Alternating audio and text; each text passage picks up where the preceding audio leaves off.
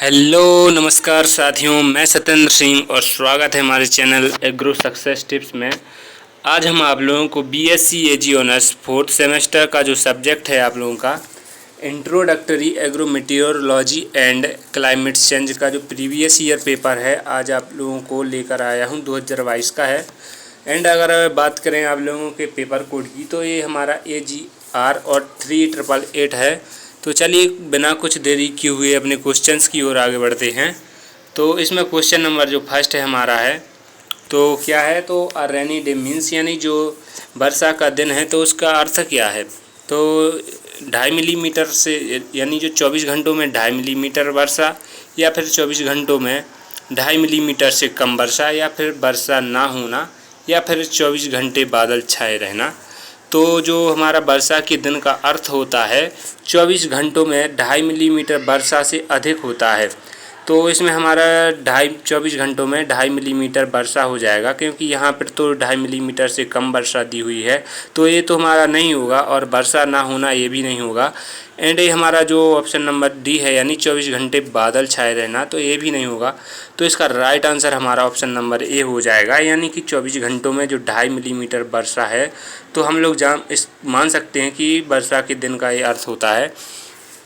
And इसके बाद next question है हमारा जो कि है who is the chairman of IMD यानी इंडियन मेटीरियोलॉजी डिपार्टमेंट के जो चेयरमैन हैं तो कौन हैं। तो IMD का चेयरमैन कौन है, तो कौन है, डॉक्टर मृत्युंजय महापात्रा, या फिर डॉक्टर अमृत्युंजय महापात्रा, या फिर डॉक्टर सुलेमान महापात्रा, या फिर डॉक्टर त्रिलोचन महापात्रा। तो जो IMD के जो वर्तमान चेयरमैन हैं तो वह है हमारे डॉक्टर मृत्युंजय महापात्रा। तो इसका राइट आंसर हमारा ऑप्शन नंबर बी हो जाएगा। एंड इसके बाद नेक्स्ट क्वेश्चन है हमारा तो world meteorological day is celebrated on यानी जो विश्व मौसम विज्ञान दिवस है तो वह कब मनाया जाता है। तो 23 मार्च को, या फिर 23 अप्रैल को, या फिर 16 दिसंबर को, या फिर उपर्युक्त में से कोई नहीं। तो ये इसका राइट आंसर हमारा ऑप्शन नंबर ए हो जाएगा, यानी जो हमारा विश्व मौसम विज्ञान है वह हमारा 23 मार्च को है सेलिब्रेट किया जाता है। एंड इसके बाद नेक्स्ट क्वेश्चन है हमारा जो कि है the shape of earth is यानी जो पृथ्वी का आकार है तो वह कैसा है, गोलाकार है, या फिर अति परवलयिक है, या फिर दीर्घवृत्ताकार है, या फिर परवलयिक आकार का है। तो जो हमारी पृथ्वी है तो उसका आकार हमारा गोलाकार है, चपटा गोलाकार है। एंड इसके बाद नेक्स्ट क्वेश्चन है हमारा जो कि है how does the air move in the land bridge यानी जो लैंड ब्रिज में है तो उसमें जो वायु चलती हैं तो कैसी चलती हैं। तो पूरब से पश्चिम की ओर, या फिर पश्चिम से पूरब की ओर, या फिर भूमि से समुद्र की ओर, या फिर समुद्र से भूमि की ओर। तो जो इसका राइट आंसर हो जाएगा हमारा ऑप्शन नंबर सी हो जाएगा, यानी जो लैंड ब्रिज में हवाएं चलती हैं तो वो भूमि से समुद्र की ओर चलती हैं। तो इसका राइट आंसर हमारा ऑप्शन नंबर जो सी हो जाएगा। एंड इसके बाद नेक्स्ट क्वेश्चन है हमारा जो कि है एटमॉस्फेयर इज एसेंशियल फॉर यानी कि जो निम्न में हेतु वातावरण आवश्यक है। तो वातावरण किसके लिए आवश्यक है, बादल बनने के लिए आवश्यक है, वायु के लिए आवश्यक है, और मौसम की घटनाएं के लिए आवश्यक है। तो इसका राइट आंसर हमारा ऑप्शन नंबर डी हो जाएगा, यानी all of the above. And इसके बाद नेक्स्ट क्वेश्चन है हमारा जो कि है coldest layer of atmosphere is यानी जो वायुमंडल की सबसे ठंडी परत होती है तो वह कौन सी परत होती है, यानी कौन सी लेयर होती है। तो वह हमारी जो क्षुमंडल हो जाएगा, या फिर समताप मंडल, या फिर मीजोस्फीयर, या फिर थर्मोस्फीयर। तो जो क्षुमंडल होता है इसको हम लोग इंग्लिश में ट्रोपोस्फियर कहते हैं, समताप मंडल को हम लोग स्ट्रेटोस्फियर, और मीजोस्फियर को हम लोग हिंदी में जो कि है हम लोग मध्यमंडल कहते हैं, और थर्मोस्फियर को हम लोग आयन मंडल कहते हैं। तो इसमें क्वेश्चन पूछा गया है वायुमंडल की जो सबसे ठंडी परत होती है तो वह कौन सी परत है। तो इसमें राइट आंसर हमारा ऑप्शन नंबर जो सी हो जाएगा, यानी कि जो हमारी मीजोस्फीयर है जो लेयर है तो यह सबसे ठंडी परत मानी जाती है। अगर बात करें कि सबसे जो गर्म परत यानी हॉटेस्ट लेयर कौन सी है एटमॉस्फेयर की, तो वह हमारी थर्मोस्फीयर यानी कि जो आयन मंडल है यह सबसे अधिक गर्म वाली परत मानी जाती है। एंड इसके बाद नेक्स्ट क्वेश्चन है हमारा line joining the equal points of the wind velocity is यानी जो पवन वेगों को समान बिंदुओं पर मिलाने वाली रेखा है तो वह कौन सी रेखा है। आइसोहाइड्स या फिर आइसोबार या फिर आइसोटेक या फिर आइसोथर्म। तो जो पवन वेगों को समान बिंदुओं पर मिलाने वाली रेखा होती है वह हमारी आइसोटेक होती है। एंड अगर बात करें जो हमारे जो समान तापमान मिलाने वाली रेखा होती है तो वह हमारी आइसोथर्म होती है। एंड अगर इसमें क्वेश्चन पूछ लिया जाएगा कि समान दाब मिलाने वाली रेखा कौन सी होती तो वह हमारी आइसोबार होती है। इसमें हमारा जो क्वेश्चन पूछा गया है कि पवन वेगों को जो समान बिंदु पर मिलाने वाली रेखा है तो वह हमारी आइसोटेक रेखा है, यानी आइसोटेक लाइन होती है जो कि पवन वेगों को समान बिंदुओं पर हमारी मिलाने वाली रेखा होती है। एंड इसके बाद नेक्स्ट क्वेश्चन है हमारा the science of water measurements of the earth is known as, यानी जो पृथ्वी के जलमाप के विज्ञान के रूप में जाना जाता है तो किसको जाना जाता है, हाइड्रोग्राफ को या फिर सिस्मोग्राफ को या फिर एटमोग्राफ को या फिर उपर्युक्त में से कोई नहीं।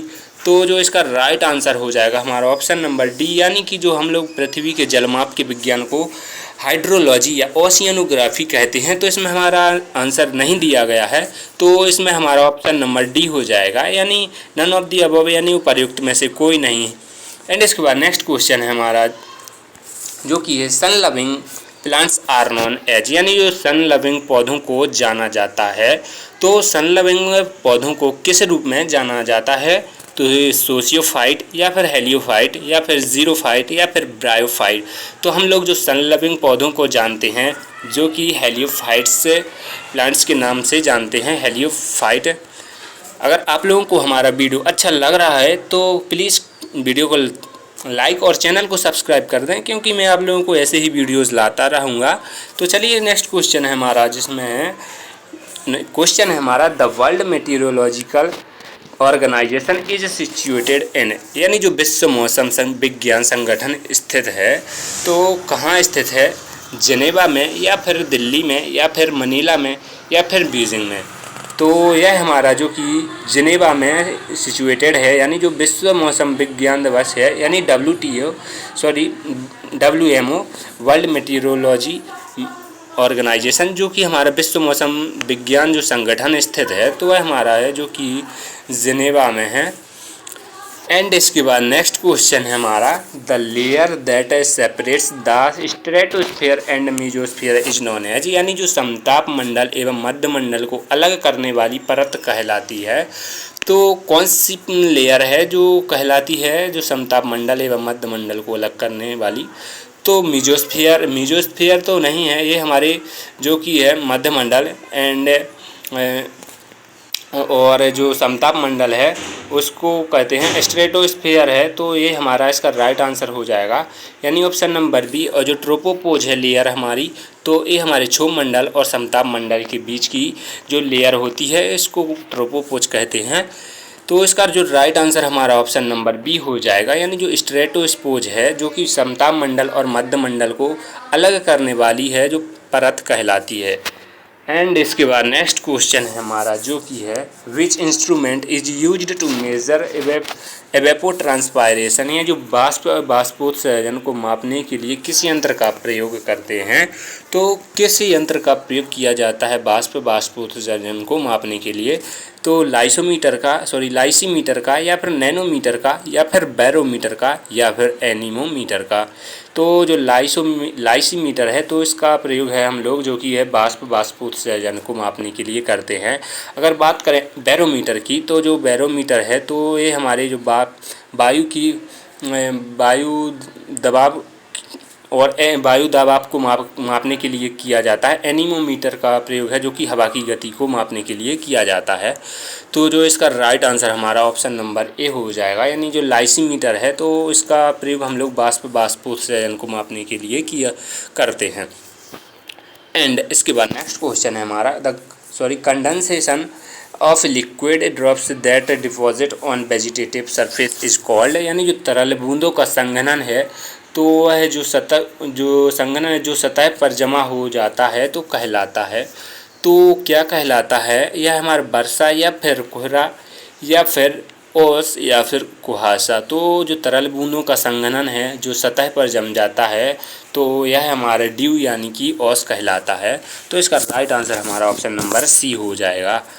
एंड इसके बाद नेक्स्ट क्वेश्चन है हमारा जो कि है रेन बियरिंग क्लाउड्स आर, तो जो वर्षा वाले बादल होते हैं तो कौन से बादल होते हैं? तो ये हमारे स्ट्रेटोक्यूमुलस या फिर निम्बोस्ट्रेटस या फिर सीरोस्ट्रेटस या फिर क्यूमुलोनियस। तो जो इसका राइट आंसर हमारा ऑप्शन नंबर बी हो जाएगा, यानी जो वर्षा वाले बादल होते हैं निम्बोस्ट्रेटस कहलाते हैं। अगर बात करें बादल कितने प्रकार के होते हैं, तो बादल निम्नलिखित 4 प्रकार के होते हैं। वह कौन कौन से होते हैं? तो जो सिरस बादल हैं, सिरस बादल नंबर 1 है हमारा, जो कि है सिरस बादल, सिरस CIRUS, सिरस बादल, जो कि हमारे उच्च स्तरीय मेघ या बादल कहलाते हैं। एंड अगर बात करें हमारे जो कि हैं स्ट्रेटोस्फीयर, जो कि हमारे स्तरीय बादल कहलाते हैं। अगर बात करें जो हमारे होते हैं क्यूमुलस क्लाउड्स, तो इसको हम लोग कपासी बादल कहते हैं।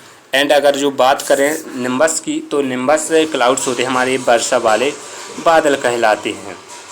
एंड इसके बाद नेक्स्ट क्वेश्चन है हमारा, जो कि है the height of troposphere is, यानी जो क्षोभमंडल की ऊंचाई है, तो क्षोभमंडल की ऊंचाई कितनी होती है? तो यह हमारी 0 से लेकर 18 किलोमीटर के बीच होती है। जो क्षोभमंडल यानी ट्रोपोस्फियर की जो हाइट है, तो ये हमारी 0 से लेकर 18 किलोमीटर के बीच की जो हाइट हो मानी जाती है। तो इसका राइट आंसर कौन सा हो जाएगा? 40 किलोमीटर या फिर 25 किलोमीटर या फिर 20 किलोमीटर या फिर 36 किलोमीटर। तो ये हमारा जो समथिंग है, जो हमारे जो 20 किलोमीटर है, ये इसके आसपास ही है, 18 किलोमीटर के आसपास है। तो जो इसका राइट आंसर हमारा ऑप्शन नंबर सी हो जाएगा, यानी जो क्षोभमंडल की ऊंचाई होती है 0 से 18 किलोमीटर के बीच होती है। तो इसमें जो हमारा जो नज़दीक मान लिया जाएगा, यानी 20 किलोमीटर। तो इसका राइट आंसर हमारा ऑप्शन नंबर सी हो जाएगा। एंड इसके बाद नेक्स्ट क्वेश्चन है हमारा, जो कि the measuring unit of temperature is, तो जो तापमान मापने की इकाई है तो कौन सी है? डिग्री सेल्सियस या फिर डिग्री फ़ारेनहाइट या फिर केल्विन या फिर उपर्युक्त सभी। तो ये जो हमारी degree Celsius, degree Fahrenheit and kelvin, ये सभी हैं जो कि तापमान को मापने की इकाई है, यानी कि the major units of temperature. And इसके बाद नेक्स्ट क्वेश्चन है हमारा, the mean distance between earth and sun is, यानी जो पृथ्वी एवं सूर्य के बीच की औसत दूरी है तो कितनी है?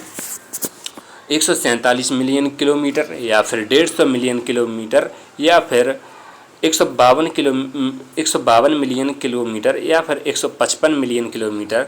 तो जो हमारे पृथ्वी एवं सूर्य के बीच की औसत दूरी होती है वह हमारी 150 मिलियन किलोमीटर होती है। तो इसका राइट आंसर हमारा ऑप्शन नंबर बी हो जाएगा।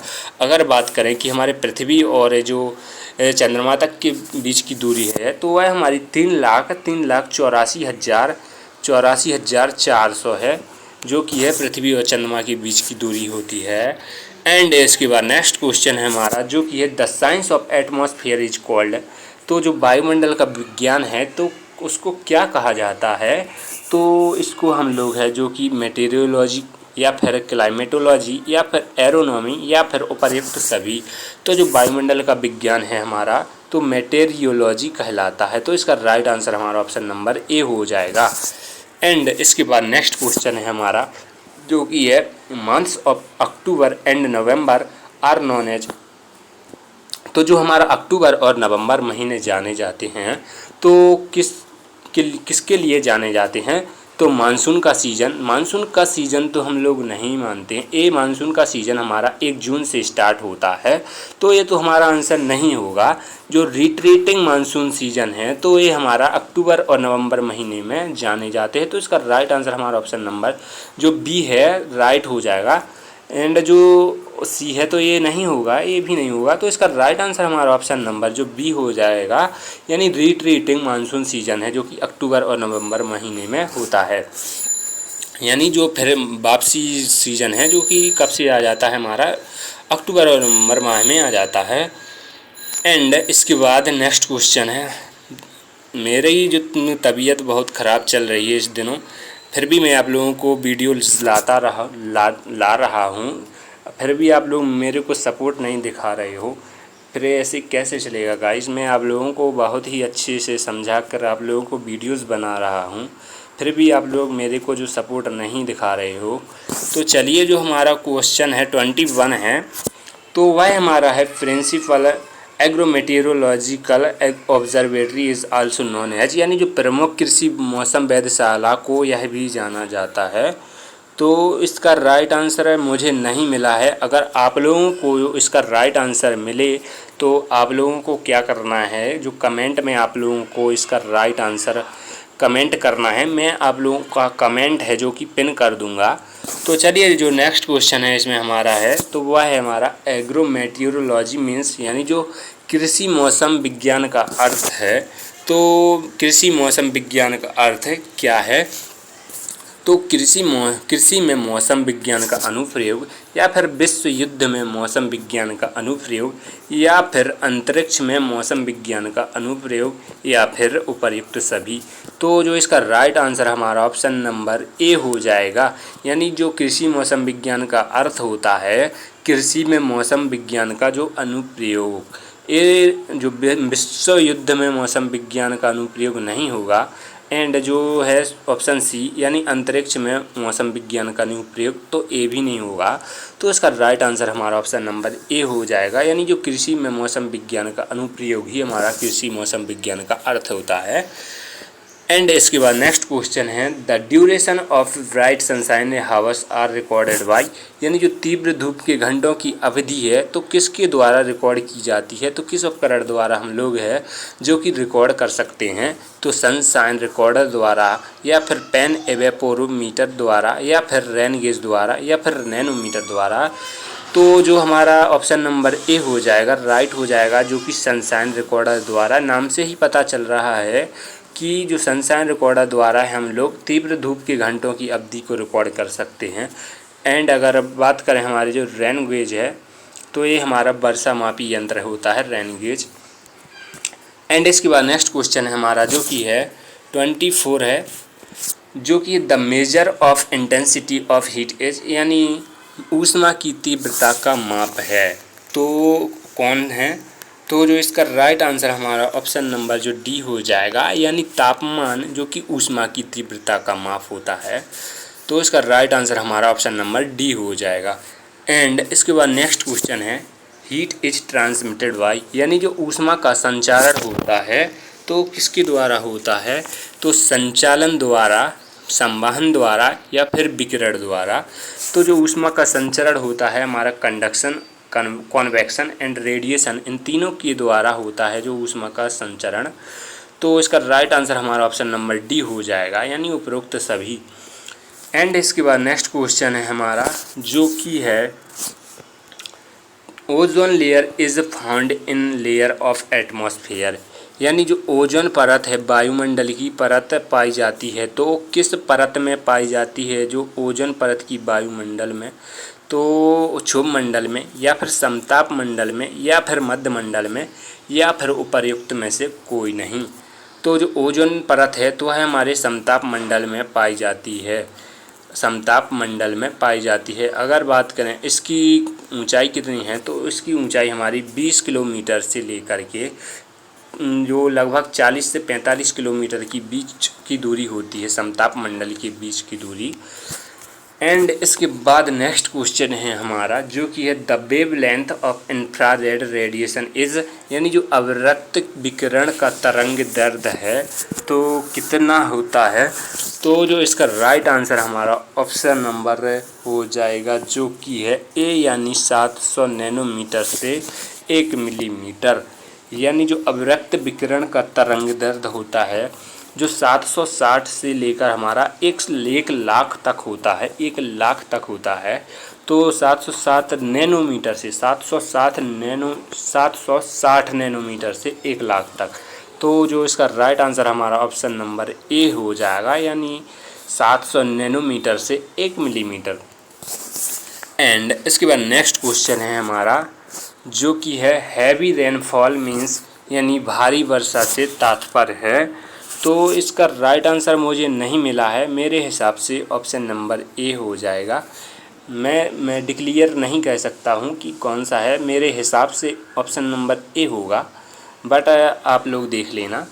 एंड इसके बाद नेक्स्ट क्वेश्चन है जो कि है क्लाइमेट इज़ नॉन एज, यानी जो जलवायु जाना जाता है, तो जो जलवायु किस रूप में जाना जाता है, तो एक लंबी अवधि के मौसम का औसत, या फिर एक छोटी अवधि के मौसम का औसत, या फिर दोनों ए एवं बी, या फिर उपर्युक्त में से कोई नहीं।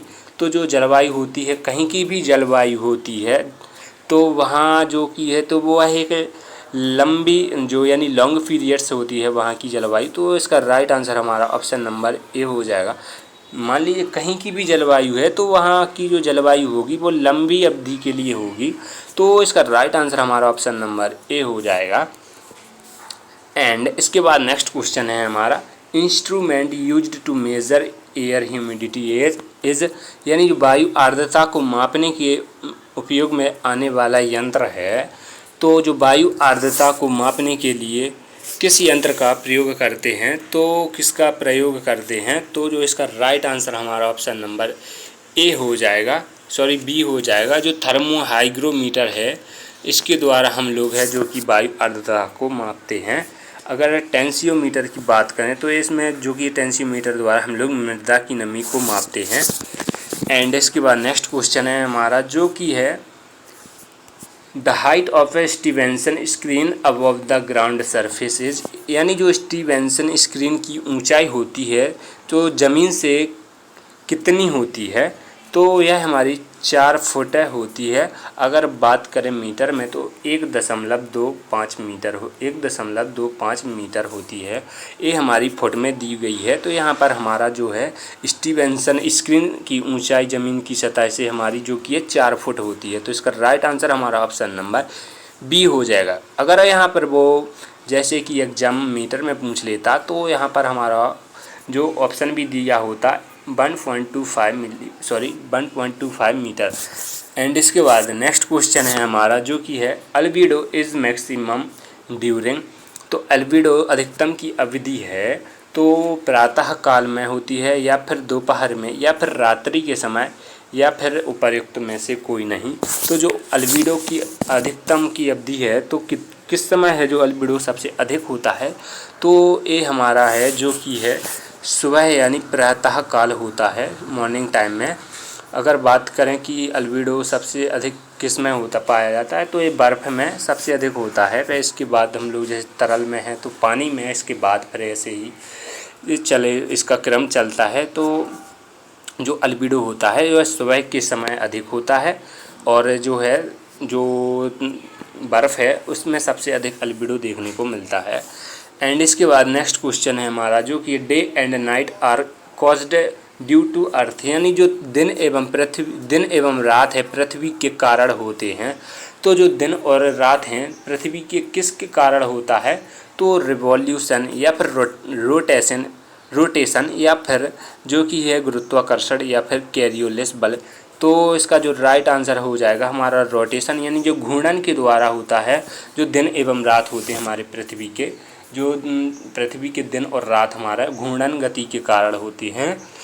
तो इसका जो राइट आंसर हमारा ऑप्शन नंबर बी हो जाएगा।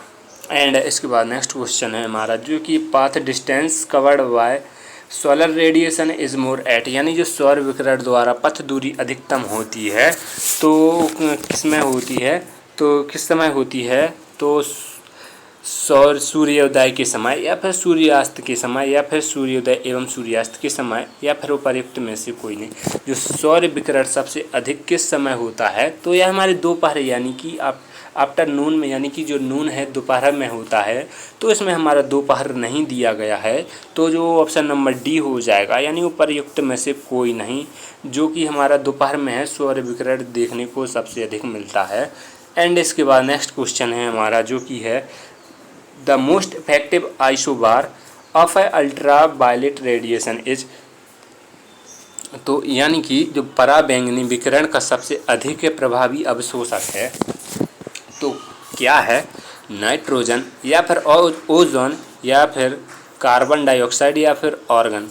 तो जो पराबैंगनी विकिरण का सबसे अधिक प्रभावी अवशोषक यानी एब्जॉर्ब करता है तो कौन करता है, तो जो ओजोन परत है, ओजोन है, जो कि पराबैंगनी विकिरणों को अपने ओर अब्जॉर्ब करता है।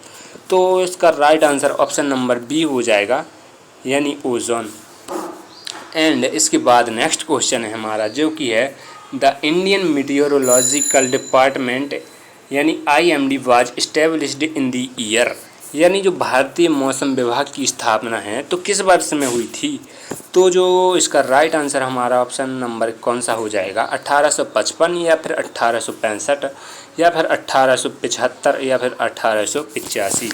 तो जो इसका राइट आंसर हमारा ऑप्शन नंबर सी हो जाएगा, यानी जो IMD जो है इस्टेब्लिश्ड कब हुआ था, यानी कि जो भारतीय मौसम विज्ञान है तो यह है हमारा 1875 में, यानी जो इंडियन मीटियोरोलॉजिकल डिपार्टमेंट है जो कि इस्टेब्लिश्ड हमारा 1875 को हुआ था।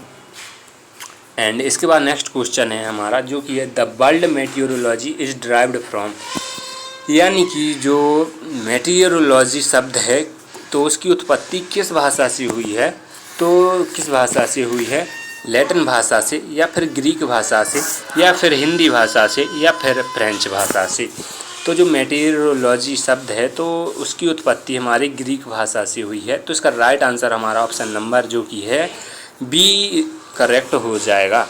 एंड इसके बाद नेक्स्ट क्वेश्चन है हमारा, who is the father of agricultural metrology in India, Bharat में कृषि मौसम विज्ञान के जनक कौन हैं, तो कौन हैं, तो डॉक्टर L.A. रामदास या फिर डॉक्टर A.L. रामविलास या फिर डॉक्टर B. नारायण या फिर डॉक्टर R. बासवन। तो जो भारत में कृषि मौसम विज्ञान के जनक हैं तो कौन हैं, तो ये हैं हमारे डॉक्टर L.A. रामदास जी हैं, जो कि कृषि मौसम विज्ञान के जनक हैं, वो भी हमारे भारत के। एंड इसके बाद नेक्स्ट क्वेश्चन है हमारा, तो CO2 concentration in atmosphere is, यानी कि जो वायुमंडल में है कार्बन डाइऑक्साइड की सांद्रता होती है तो कितनी होती है, तो यह हमारी 0.003% या फिर 0.03% या फिर 0.30% या फिर 0.0003%। तो जो वायुमंडल में कार्बन डाइऑक्साइड की मात्रा है जो कि है 0.03 है, जो कि कार्बन डाइऑक्साइड की मात्रा है हमारी जो कि एटमॉस्फेयर में। एंड इसके बाद नेक्स्ट क्वेश्चन है हमारा, जो कि है रेनफॉल इज़ मेजर्ड बाय, यानी जो वर्षा मापी जाती है तो किससे मापी जाती है, तो बैरोमीटर से नहीं, इससे तो हम लोग वायु दाब मापते हैं। एंड एनीमोमीटर से हम लोग वायु की जो गति है इसको मापते हैं। एंड अगर बात कर रहे हैं रैन गेज से, तो रैन गेज से हम लोग वर्षा मापते हैं। तो इसका राइट आंसर हमारा ऑप्शन नंबर सी हो जाएगा, यानी जो वर्षा मापी जाती है तो हमारे कौन से उपकरण द्वारा यानी इंस्ट्रूमेंट के द्वारा मापी जाती है। तो इसका राइट आंसर हमारा ऑप्शन नंबर सी हो जाएगा, यानी जो रेनगेज इंस्ट्रूमेंट है इसके द्वारा हम लोग है जो कि रेनफॉल है को मेजर्ड कर सकते हैं ईजिली। एंड इसके बाद नेक्स्ट क्वेश्चन है हमारा, जो कि है wind speed is measured by, यानी जो वायु की गति है तो किसके द्वारा हम लोग मापते हैं, तो एनीमोमीटर द्वारा या फिर एरोमीटर द्वारा या फिर बैरोमीटर द्वारा या फिर नैनोमीटर द्वारा। तो जो हम लोग वायु की गति है किसके द्वारा मापते हैं, तो एनीमोमीटर के द्वारा है हम लोग जो कि वायु की गति को ईजिली माप सकते हैं, वायु की गति को। तो इसका राइट आंसर हमारा ऑप्शन नंबर ए हो जाएगा। अगर बात करें बैरोमीटर से, तो बैरोमीटर से हम लोग वायु दाब मापते हैं। एंड इसके बाद नेक्स्ट क्वेश्चन है हमारा, जो कि है solar radiations are measured by, यानी जो सौर विकिरण है तो किससे मापा जाता है, पायरोनोमीटर से या फिर एनीमोमीटर से या फिर बैरोमीटर से या फिर नैनोमीटर से। तो जो सौर विकिरण होता है हम लोग पायरोनोमीटर से मापते हैं। अगर बात करें एनीमोमीटर से, हम लोग जो कि है वायु की गति को माप सकते हैं। एंड जो बैरोमीटर से है जो कि वायु की जो वायु दाब है हम लोग इससे ईजिली जो है मेजर्ड कर सकते हैं। एंड इसके बाद नेक्स्ट क्वेश्चन है हमारा, जो कि है क्वेश्चन है हमारा जो कि है question chemical used for artificial rainfall is, यानी जो कौन सा कृत्रिम जो कि कौन सा रसायन है जो कि कृत्रिम वर्षा के लिए उपयोग में लाया जाने वाला है, तो वह कौन सा रसायन है? तो सिल्वर आयोडाइड या फिर एल्यूमिनियम आयोडाइड या फिर जिंक सल्फेट या फिर कॉपर सल्फेट। तो हम लोग जो कृत्रिम वर्षा मापने के लिए है जो कि ये सिल्वर आयोडाइड का प्रयोग करते हैं, यानी कि AgAgI सिल्वर आयोडाइड। एंड इसके बाद नेक्स्ट क्वेश्चन है हमारा जो कि है नेशनल मानसून मिशन यानी NMM is started in the year, यानी जो राष्ट्रीय मानसून मिशन है प्रारंभ होने का वर्ष है, तो कौन वर्ष है? यानी जो राष्ट्रीय मानसून मिशन है तो कब से प्रारंभ हुआ था? तो कब प्रारंभ हुआ था? तो 2012 में या फिर 2016 में या फिर 2020 या फिर 2008 में। तो इसका right answer option number A हो जाएगा, यानी जो राष्ट्रीय मानसून मिशन है 2022 से स्टार्ट हो गया था। अगर आप लोगों को हमारा वीडियो अच्छा लग रहा है तो प्लीज़ यार आप लोग मेरे चैनल को सब्सक्राइब और वीडियो को लाइक करना ना भूलें, क्योंकि मैं आप लोगों को बहुत मेहनत से यार एक वीडियो कम से कम मेरे को इस वीडियो को बनाने में 5 घंटे से कम नहीं लगा है, क्योंकि मैं हर एक क्वेश्चंस को सर्च करके आप लोगों को जो है आप लोगों के बीच प्रस्तुत करता हूँ। तो आप लोगों का फ़र्ज़ बनता है कि मेरे को भी सपोर्ट करना बनता है आप लोगों को। तो चलिए इसमें अब क्वेश्चन नंबर हमारा 45 है। तो कौन है?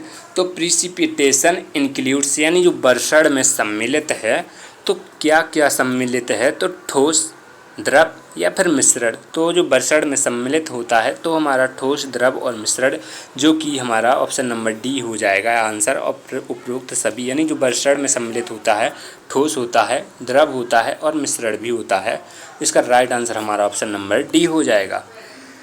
एंड इसके बाद नेक्स्ट क्वेश्चन है जो कि है हमारा satellite operates at the height above the earth surface, यानी जो पृथ्वी सतह से उपग्रह संचालित होने की ऊंचाई है तो कितनी ऊंचाई है? 12,000 किलोमीटर, 18,000 किलोमीटर या फिर 24,000 किलोमीटर या फिर 36,000 किलोमीटर। यानी जो पृथ्वी सतह से उपग्रह संचालित होने की जो ऊंचाई है हमारी, तो वह हमारी 36,000 किलोमीटर है, यानी ऑप्शन नंबर डी राइट हो जाएगा। एंड इसके बाद नेक्स्ट क्वेश्चन है हमारा जो कि है atmospheric pressure is measured by, यानी जो वायुमंडलीय दाब है तो किसके द्वारा मापा जाता है?